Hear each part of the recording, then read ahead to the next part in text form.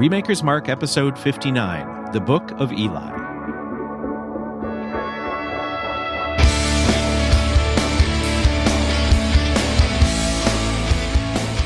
Hello, everyone, and welcome back to Remakers Mark. Here we are in our 59th episode, where we are once again discussing Denzel Washington's vehicle, the Chevy Impala. No, I'm just kidding. It's the Book of Eli. With me, as always, are Andy Wicks. Andy, what is your favorite fried chicken selling establishment? I'm well. And you could also call this a Jennifer Beals vehicle. Mm-hmm. And I think I'm going to go with that one, actually. Okay, yeah. Not a big fried chicken guy, so I choose to abstain. I bid you good day. Wasn't this your suggestion of a question? No, it certainly was not. Why would I It was choose mine. this? Okay. It's a perfectly fine answer, you son of a bleep. Jeremy I'm Nilsson. going to choose a question for which I have no answer, Jer. Well, stranger things have happened. That's true. Jeremy Nilsson, how are you tonight, and what is your favorite fried chicken establishment? I am well, and I'm going to have to narrow it down to favorite fried chicken sandwich restaurant. Ooh, yeah. And I'm going to go with Popeyes. Ooh, okay. Nice. I've still not had that. But I found someday out the secret. They marinate the chicken in pickle juice. And They have 12 herbs and spices. I have also marinated the chicken breasts in pickle juice and made them at home, and they are outstanding. Interesting. Fried at home as well, or just in general? Then I would make a little a batter and batter fry them. Yeah, Nice. so made an actual legit chicken sandwich. Right on. I will have to try that. I don't like pickles, but the brining intrigues me. Lee Handwipes, how are you tonight, and what is your favorite fried chicken establishment? I'm well, and I don't eat a lot of fried chicken myself either, but the fried chicken that they have at the deli at Byerly's is pretty good. Yeah, it's true. Good call. Mark Joesting, how are you, and what is your favorite fried chicken establishment? I'm very well, thank you. And, dadgummit, I'm also going to go with Popeyes. Nice. It is crispy and delicious, and it has just enough heat. It's a wonderful chicken. Right on. Boy, I got to try that now. I'll have to make that happen. I know for a while there, they had like a spicy chicken sandwich, I think. That was like all the rage, right? Pre-COVID. That was like everybody was trying to get it, and there were lines up the wazoo. So, turns out people like it. Who knew? My name is Kyle Delahunt. I will be your host once again this fine evening. And so, I'll give two answers.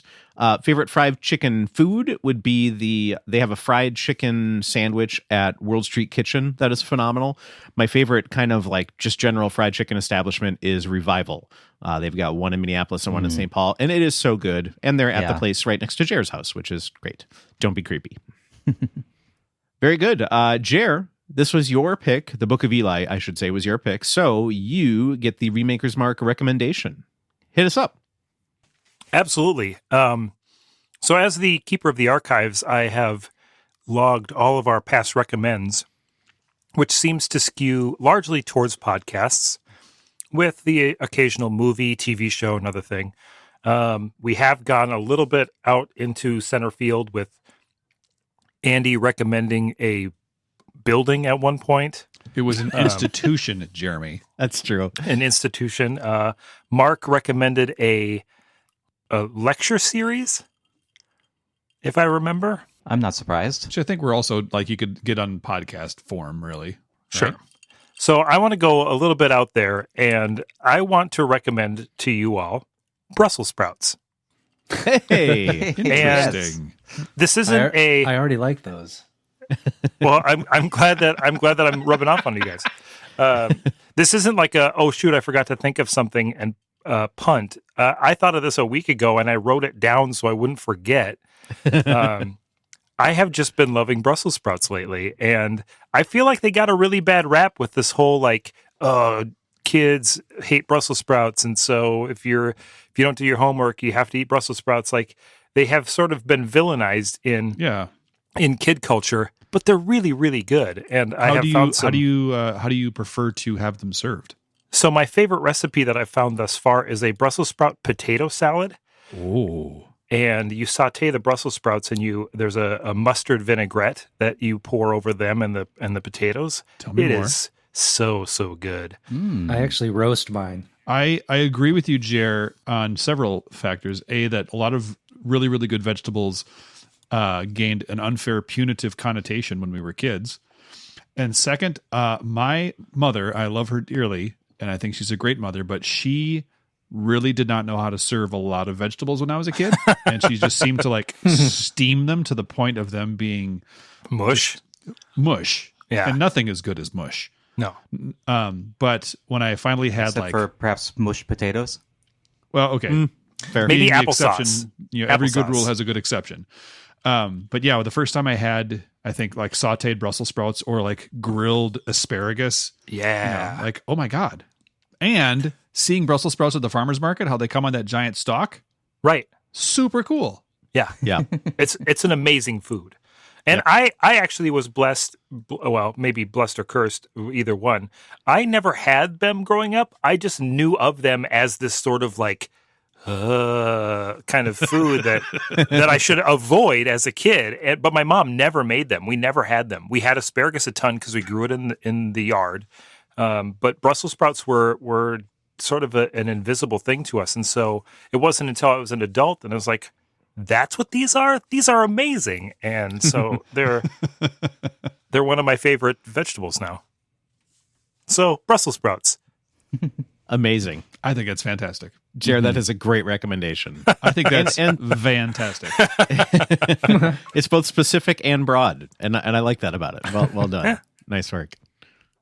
Well, next, I am going to be talking about what our next movie is going to be.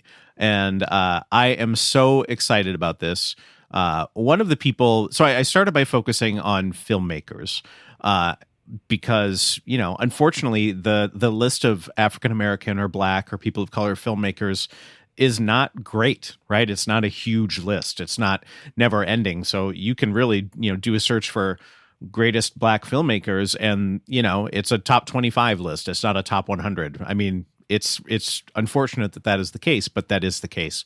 And so the person that I focused on was someone who is an incredible acting talent who also did directing, and that was Sidney Poitier. And so I was like, you know what? I want to pick a Sidney Poitier movie. And then I can know where this is going. I realized that all of his movies are super goofy. And I was like, wow, that's really weird. I did not see that with him. And one stuck out to me, and that is Stir Crazy Yes. with Gene Wilder and Richard Pryor. I knew it. What? He directed that? That was going to be my second choice. Yeah, he after directed Book of that. Eli. Oh. Go ahead. Oh, I was just going to say I had initially picked that one, and then I figured somebody else is going to pick this, so I chose something else. So I'm really glad that you did. It's on my list too. Awesome. I have never seen it. I totally don't. I mean, I know of it, but I don't know it. And I am just like giddy as all get out in the idea of recasting Gene Wilder and Richard Pryor. It is going to be so hard and so amazing. The trailer looks terrible, but trailers always did for this era. So yeah, I am pretty darn jazzed. This is from 1980. I looked at some of his other ones and just realized that almost all of them have Bill Cosby in them. And I'm like, I'm not going to go there. No, thank you. I'm good without that. Thank you. And again, Gene Wilder and Richard Pryor. That's really all you need to know. So Stir Crazy, directed by Sidney Poitier from 1980, will be our next film. Excellent. I've seen several Gene Wilder, Richard Pryor team-up movies, but I have not seen this one. Yeah. I think I've just seen See No Evil, Hear No Evil. I don't know if I've seen That's the one I another remember the most. Yeah. That's the classic. Yeah. I'm excited. Right on. Me too. Yay. Very good. I'm glad you guys are excited. When I saw that, I was like, oh my God, that's amazing. I'm intrigued as all get out. All right. So before we dig into the deep discussion of Book of Eli, let's do a quick recap of how our casting or recasting of the film went. So we had 3 major characters and 5 minor characters. We're going to go through the winners in all these areas. The first major character was that of Carnegie, originally played by Gary Oldman. We went with Mark's choice of Ewan McGregor, Yay. Good job.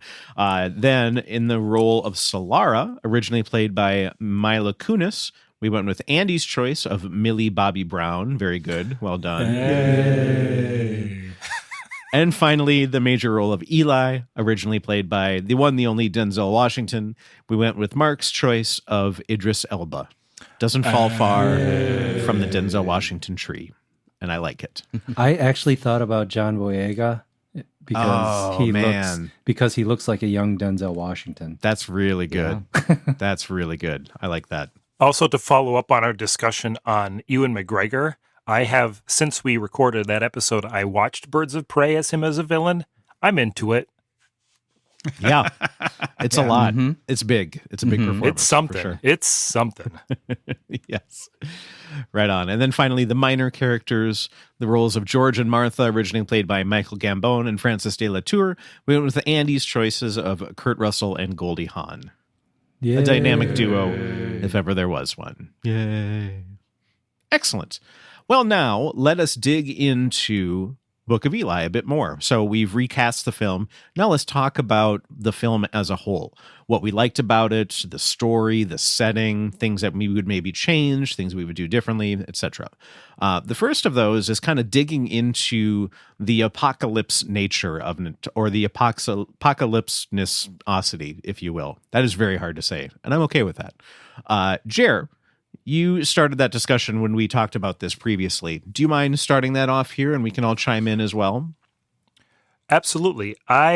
So we talked about it in the first episode, but this movie came out sort of in the midst of a lot of different apocalypse-based movies and TV shows. I think this was right around when Walking Dead was starting to air, and The Road came out, and there were a few other ones. So it was kind of in this, it was almost like white noise when it came out as far as what was also coming out. But I feel like what separated this movie from a lot of the other ones is that it almost feels a little mythological at points.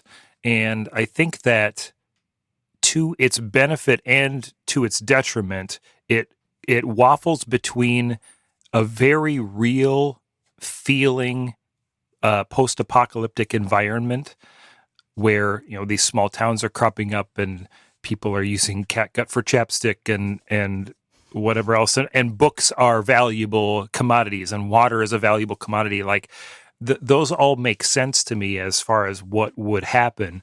But then you have sort of this mythological idea of Denzel Washington's character and sort of his hero's journey of sorts, and the way he fights and the way that he carries himself is very much out of sort of the realism of the whole thing. So I think that the movie itself didn't quite know what it wanted to be out of all of that, and I think that's one of its problems. And I don't hate either one of those two things. I like the realism of it, but I also like this sort of mythological approach to the story, especially with a story that sort of centers on faith and religion and theology and spirituality or what have you. And so I like that the characters kind of end up a little bit bigger than life, but I think that it never really found its footing as far as what it wanted to ultimately be. I think one of the things that could either be seen as a strength or a weakness of it is that they don't really talk about how it became, like what the apocalypse was. They refer to it very vaguely, right? They talk about like a white light, but I don't really think there was anything else, was there? Yeah, I think that they used that sort of explosion or whatever it was as a way to show that there was blindness post-apocalypse, and then there was people who are blind that were born blind before it all happened. And so there was they are allowed to create that sort of duality of that. But what was that? A nuclear explosion? Was it some sort of asteroid? Like, yeah, they don't really explain any of that besides that there was a giant blinding light. So the royal you, everybody here, whoever wants to chime in, do you feel like that is something that is a strength of the movie that they don't talk about it, or do you think that would have made it better? I like it. Yeah. I think it's rather beside the point of the movie, and I'm glad they don't dwell on it. I mean, they could have put a lot of history into it, and it's that can be done in a way that that helps out the movie, but I don't think it would have been necessary here. To compare it to Fury Road, for example, Fury Road has that whole montage of headlines and news clippings and whatever else of sort of explaining how the world tore itself apart. And it was the typical stuff. It was war. It was superpowers fighting over oil and everything else. But I don't think that movie would be any less good if you took all of that out at the beginning. Man, I totally don't remember that from Fury Road. That's funny. It's the opening credits, basically. Oh, okay. Got it. I'd forgotten about that. Yeah, I think I'd agree with you that it's fine to keep it vague. I think that's okay. If they would have added it, I don't know that it would have taken away from it. It might have if they go too heavy-handed with it.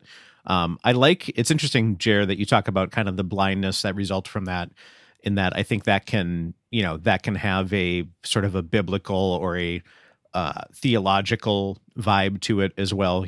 Once was blind, now can see, or, blindness certainly has a piece in biblical literature as well. So, you kind of have that tying in too. And I do like that they used that sort of idea of blindness and light and brightness in how they shot the movie and the cinematography of it. Everything was very washed out. The colors were very muted for the most part. Everything, like, you almost felt like you were squinting for most of the movie as you watched it. That's a great way to describe it. Yeah, that's spot on. We're going to get to the style a little bit later, so we won't delve on that too much.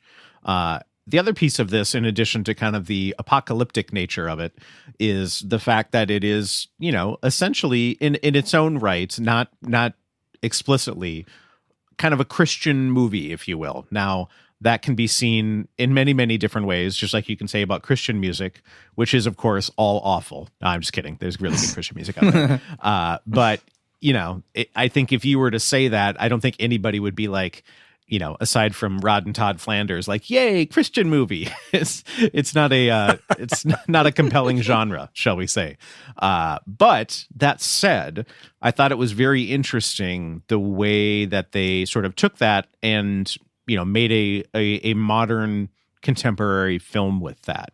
What do you guys have to say about that? Is that something that was compelling to you? Was it just part of the whole deal, so you didn't really, think about it too much? How did that pan out for you? I would flatly disagree that it's a Christian movie. And I agree with Mark. Yeah, the fact that the book is a Bible, maybe it's significant, but the book is really a MacGuffin. I don't think it's really important, what it is. It just happens to be a book, and the book happens to be the Bible. Yeah, that's cool. I agree with Mark in that there is no... To call it a Christian movie implies that there's a theology, an allegory, a moral tale, whatever unnecessary baggage you want to attach to the label. But like Mark said, the Bible is simply a MacGuffin, and I think the book could have been any tome, any religious tome. It could have been any book, any profound book from before the apocalypse. I think that the theme that I got out of it was that what Carnegie saw in that book was not salvation of his eternal soul or whatever. He saw power. He saw religion as an opiate for the masses and a way to control the town. I think he would have been equally happy had that book been a Quran. A book would have been any other sort of religious tome that he could have used as a guide for the people, a moral guide, a message from on high, whatever you want to call it, to give the people something to hold on to and to see him as the person who delivered it, therefore entrusting him with power. So that's really all I felt was the message of the Book of Eli, being simply the fact that Eli had this book that he felt was important for one reason. Carnegie saw the book important for a different reason, hence the conflict, hence the ensuing hilarity. But I agree with Mark that I would not call this I wouldn't even call it a religious movie. I think that that's simply just a storytelling tool. And I think that Carnegie could be better served by the book if it were maybe The Art of War or The Prince by Machiavelli. Do you guys remember what book he was reading when you first see him? Do you recall that? It's shoot. Donald Trump's The Art of the Deal. No, it's not. Is it Machiavelli? It's Mussolini. Mussolini. I was like, in my notes, I was like, of course the villain is reading a book by Mussolini when you see him. Like, come on. I think he could have done really well with like Eat, Pray, Love, or Yeah. Chicken Soup for the Soul. The Prayer of Jabez. Cat Gut for the Soul. I mean, there's a lot of options out there. Penthouse Forum. Playboy for the articles. Really, but it also goes back to the point of that we kind of talked about, I think, a little bit in the first episode, that literacy is king, is power. And he's one of the few literate people around. So simply that in itself, I mean, he could have gotten a copy of, a cookbook and probably figured out a way to make that help him stay in power. Well, I think that to piggyback off of what you and Mark said, I think that this isn't a movie about spirituality in a theological sense, but I think that it does speak to a lot of contemporary themes of religion, in that and how we see, especially now, not to get too political, but how we see the Bible being used as a tool of power grasping as opposed to what it's intended to be used for. And I think that there's a lot of parallels between where we see sort of contemporary conservative Christianity today, and how Carnegie sought to use faith or sought to use the text to better his position. Yeah, I mean, I think the most publicity that a Bible has had in the last year was Donald Trump holding it like supposedly a human holds a Bible at a photo op in front of the church near the White House. Like, I am here how I hold Bible. Can you imagine him human. being pictured trying to hold a baby? No, I can't. I'm pretty sure he never has. Without eating it. Oh, Lordy. Well, I appreciate your chiming in on that, everybody there. It makes me realize that I think you could probably say the same thing about like Raiders of the Lost Ark, right? Like, it's a movie that features a relic of the Christian religion, I suppose, but it is not like a Christian movie, right? It's just like a piece of the story. Yeah. He'd probably say that's more of a Jewish movie if you're going to go that far. But Yeah, sure. Yeah. That's true. I think there's a lot of movies that have either overt or covert Christian themes in them, and that whole sort of classic Christ metaphor in them. But yeah, I wouldn't call any of them Christian movies. Yeah. But yeah, I think that this is in that boat. I think there's a lot of themes to it that you could pull from. It's one of those movies back in my church youth director days. This would be the type of movie that I would pull something out of for some type of Bible study or whatever, but not the movie as a whole, because obviously Denzel Washington kills a bunch of dudes. He's not, I mean, he's not Jesus. it's very Old Testament. Yeah, agreed, Jer. Good call. So we've touched on it a little bit, but let's continue our discussion of the style of the movie. Mark, you've chimed in a little bit. Do you mind talking a little bit about what the film looks like and what your thought of it was, and maybe sounds like too? Yeah, Jared mentioned a little bit about how washed out the movie is, and yeah, the visuals, they're very like overexposed, which, we're all photography people here. And I know I love that. It's the colors are also very just desaturated. It is a very visually stylistic movie, which I pretty uniformly dig. And I think one of the most stunning sequences is the one where Denzel's character hunts a cat. Well, at the opening. Yeah, the Those opening opening sequence. Yeah. Yeah. That's a great scene. Holy cow. Yeah, it is beautiful. But yes, I was really impressed with the visuals of this movie. and really got into it just from the cat hunting. What I love about that scene too is that it starts off as it's sort of kind of panning over this forest scape, and you think, oh, it's like a peaceful snow falling in the woods, and then you realize that it's not snow, it's ash. The world is dead, and he's hunting a cat, and it's like you get every sense of how this world is in that one little sequence, and it's just so beautifully shot, and the ways that they use color and tone is just so good. It's a great opening. Do you feel like it ever took you out of the movie in a way, or did you feel like that gave you a hard time at all, or was it pretty across the board appreciated? Personally, I just loved it the whole time.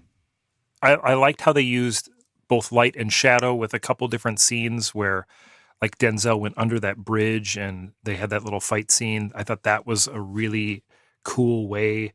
When you go back and watch it again, knowing that he's blind, like he goes into that area to sort of give them a negative that he doesn't have in the dark, even though it's blazing bright outside, so it wouldn't be that dark. but the contrast of light and shadow, and like I said before, just the whole feeling that you're squinting through most of the movie, and how powerful that was. Like, I really appreciated their cinematography. I kind of did the sort of cartoon thing where you sort of like rub your eyes like right, like that kind of thing, and I was like, is this wrong? Like, is something wrong? And I was like, okay, I think this is on purpose.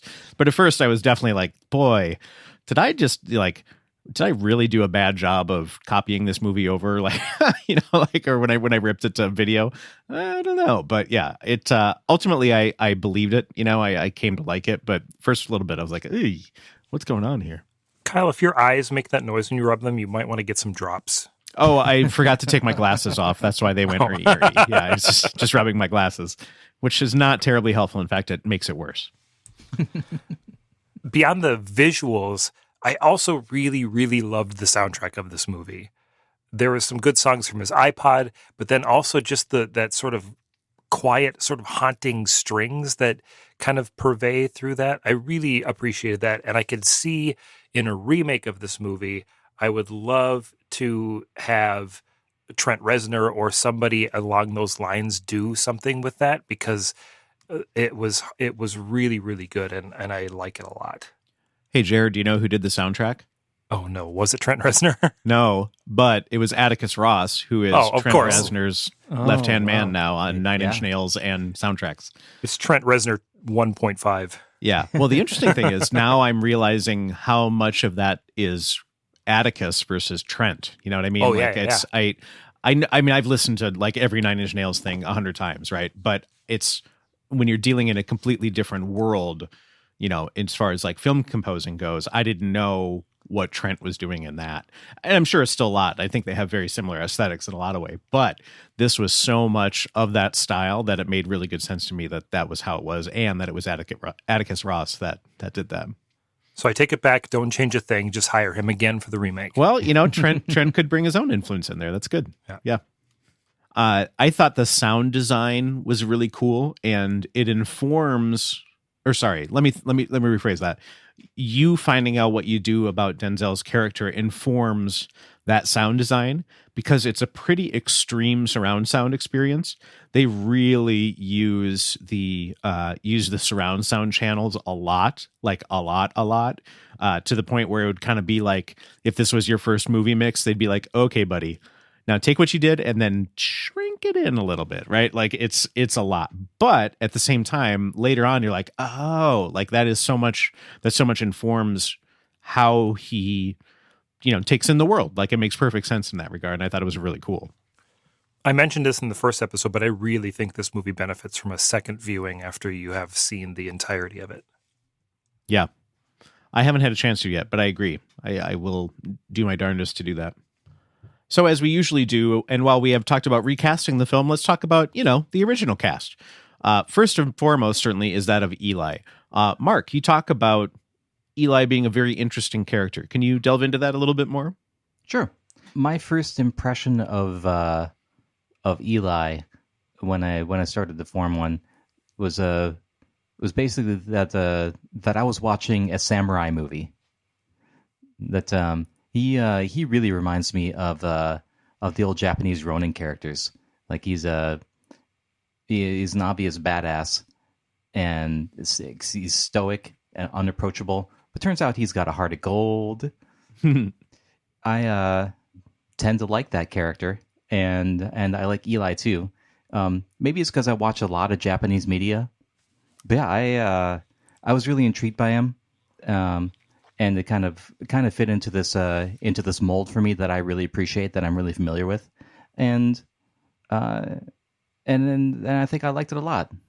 Yeah, they really did a good job of sort of weaving the classic Old West movie and classic, like you said, Ronin movie. Like both of those themes are very much sort of intermingled in this whole thing. Mm-hmm. Lee, you've been pretty quiet. What did you feel about Eli as a character, as a performance? What did that? How did that kind of hit for you? Well, I thought it was an interesting performance. I'll admit that the fact that he was blind didn't dawn on me at the end.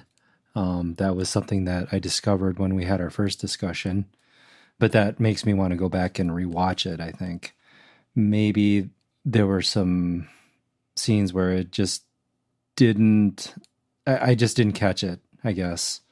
And I think at the end, it didn't feel like it really explained it all that well that he was blind. For me, I just thought that he just understood Braille. Like he could just read Braille for some reason. Yeah, it wasn't perfectly clear. I agree. I didn't know it until somebody that I work with mentioned it. So it was not perfectly clear. And I think, Andy, you were in the same place too, right? I'm still not convinced. Yeah. But that aside, I mean, I liked it. I liked the performance of everybody in the movie. And I mean, especially Denzel. I mean, you can hardly go wrong with anything that he does. And I thought he was a very sympathetic character, and I was rooting for him the entire time, even though, he had to do questionable things at times. It's like you're still rooting for him. So, yeah, I very much enjoyed the performances. Right on. Andy, how about you? I enjoyed the performances. Are we speaking specifically of Denzel, or are we talking about all of them? We can broaden out if you'd like. I'm cool with that. I think enough has been said about Denzel. I mean, really, is enough ever said about Denzel? But enough has been said about Denzel in this movie. I liked almost all of the performances. I've never been a big Mila Kunis fan. I don't know, just doesn't do it for me. And I don't think it was a terrible job. I just felt like it was the weak link in this chain. Mm-hmm. I was surprised and pleased with Jennifer Beals for a small role. I thought there was actually, and she's another one of those characters where I wish there was more of her in the movie, more of that character, because I think it got really interesting towards the end when her kind of moment, the I can smell your wound or whatever she said there, is like, oh yeah, man, that was a cool moment, and I kind of wish there was a little bit more of that. Also gross. Yeah, super gross. Which also made me think of the Will Ferrell's character in Austin Powers, but Yes. Which then made me giggle and made me enjoy the scene even more. I think the performances I really, really enjoyed. I thought a lot of the little roles were good. Michael Gambon and Francis De La Tour, I thought, were amazing. That whole little scene, I enjoyed every bit of it from the very beginning. I think if there's one other character I didn't like, it was the right hand man to Carnegie, who for some reason had the very Redridge. Yeah, Redridge. I don't understand why he talked the way he did. Like he whispered, or he had a very breathy voice, kind of going on. Yeah, I think he was in training for a Batman type character for the town. It kind of felt like Yes. that, and I wasn't sure why. It seemed like an unnecessary little flair for the character. Like he was already menacing, and he's actually a voice actor. That guy's a voice actor who does some pretty cool stuff. So it was like, so why not let him use his voice? Anyhow, Jennifer Beals for president. It's too late. It's too late. Is it? Yep. You never know. Yeah. So I think that with regards to the blindness thing, I think that the movie did not do a great job of explaining it at the end or revealing it. I did think that the movie did a pretty good job of giving you clues along the way that to go back to. However, it doesn't explain at all how he is able to do all of the things that, like, this is going back to that sort of mythological component of it. Like, there's no way, even if you have been blind your entire life, there's no way that he could fight the way that he did and shoot snipers off of the rooftop with a handgun, because he heard them, cock their gun or whatever. Like, there is sort of that mythology to it, and then it's also like he runs into tables and can't quite, like, he has to search a little bit with his hands to find the things around him. So it's like he's blind, but he's also superhuman, and it's one of those things that the movie didn't ever decide where it was going. Excuse me. When he gets into that abandoned house towards the beginning of the movie, and he opens the door to the closet or whatever, and there's the dead body hanging. Yep. He reacts like he's visually startled. Like he jumps back a little bit. I think that he is reacting to the smell. If you watch it again, I think he's reacting to the smell of opening that, and because he kind of turns his head in a way that it's like repulsed by the smell, but then he doesn't, like, you kind of see him reach out and like figure out what is in there and then find the boots on the person and take their boots. All right, then I will use one more counterpoint if you're going to go with the smell argument. Keep it coming. Because I'm still not convinced. We can do this all day. This is fun. Then there's the scene where he's walking along, which again, he can follow a road really well. And there's the woman who's the little ambush trap, and what is she, chained to a grocery cart or something? I've never figured out what's going on with that one. She's terrible bait. She's terrible bait. But then he's like, oh, one thing about the apocalypse is you can smell people from a mile away. Right. So if he could smell them from a mile away, why couldn't he smell the hanging body till he opened the door? Come on.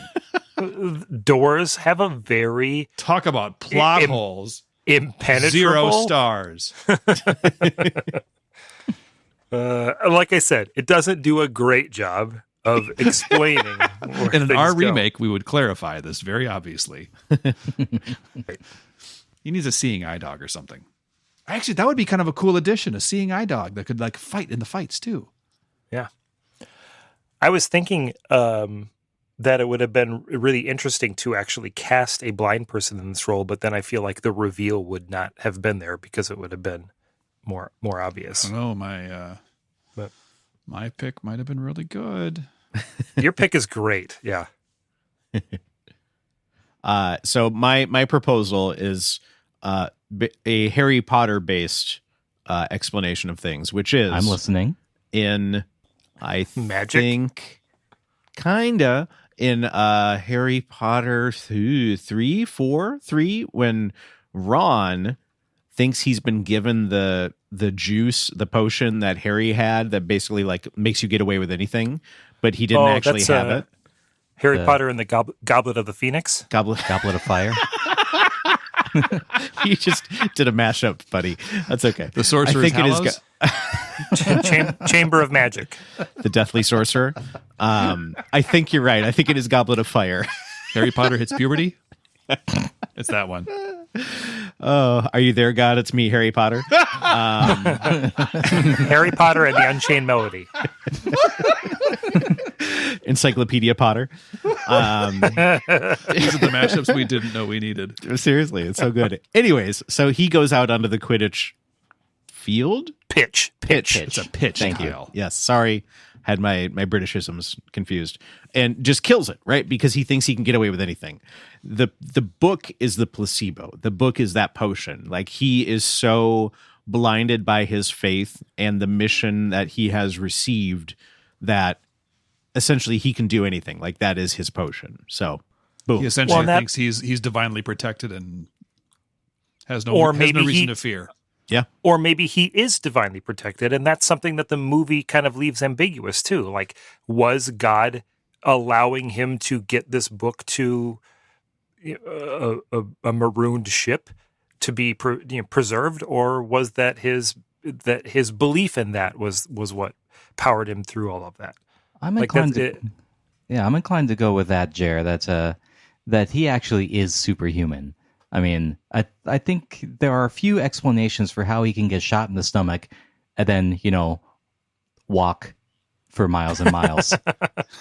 Yeah. I think that's perfectly fair. Agreed. and I like the movie for making him superhuman. Yeah, it goes back to what you said, Mark, about the sort of Ronin stories of them. Like it felt a lot like that, in that they are kind of on a plane above everything else. Mm-hmm. One small question that is somewhat touching into performances, but what did you guys think of the fight choreography? I enjoyed it. Okay. Usually not saying anything is a good thing. So I will take the relative silence of that as like, oh, it was actually pretty good. Like usually when fight choreography is bad, it leaves a greater impact than when it is good, except for something like The Matrix or something like that, right? Where it was just like, so one, copycat, admittedly, but two, like groundbreaking, right? Like just so unlike anything that you had ever seen unless you watched every kung fu movie like the Wachowskis did, right? I think that I would say that the photography or the the choreography, there we go, was good enough that it didn't stand out as being flawed. Like it wasn't obviously like, oh, that's terrible fight choreography, that's terrible photography. So I think it's interesting that you bring up The Matrix, because I think that choreography was so groundbreaking to so much of the American audience in a mainstream movie. To see that kind of wire work and camera work in kind of a mainstream movie was something that I think a lot of people hadn't seen, and so it became very well known for that reason. And then a lot of movies since then took elements of that, and then it kind of became more mainstream, and now it's less mind-blowing when you see it. It's a little more like, oh yeah, it's just another good action movie. Which is unfortunate, because I'm sure the work that it takes to make that choreography happen is monstrous. Yeah. So all that to say, I felt the choreography was great. I mean, I enjoyed the fight scenes. I didn't see them as giant flaws in the film. Yeah. I think that's a great way to put it. Yeah, and like I said before, I really liked specifically like that under the bridge scene. It was very beautifully shot. I'm a sucker for any fight scene in silhouette. Oh yeah, good call. Kill Bill does the same thing, and yeah, several other movies, and I'm just a sucker for it. Yep, me too. I'm right there with you. All right, last but not least, let us rate the film. So we're going to do this as usual on a 1 to 10 scale, 1 being the worst movie you've ever seen, 10 being the greatest movie you've ever seen, and a scale of your choosing. Jer, let's start with you. This was your movie. What did you think of it? What was your rating? Yeah, I chose this because I felt, like I said in the first episode, that this is a movie that could stand to be improved upon. Not quite to the degree that Supergirl needed, but I felt like a better version of this movie exists somewhere, and we could help make that happen. That being said, I still really like this movie. There's a lot that I really enjoy about it. I'm going to give it 8 out of 10, and I'll steal some low-hanging fruit here. 8 out of 10 Kentucky Fried Chicken naplets, whatever those things are called. Wet Handy naps. wipes. Handy wipes. Handy wipes, yeah. All right. It's good low-hanging fruit. I hope you wixed somebody. Lee, on to you. What was your rating and scale of the film? I enjoyed it too, and it's something that I think I'll go back and watch again, just to, if for no other reason, to see all those little clues that point to him being blind.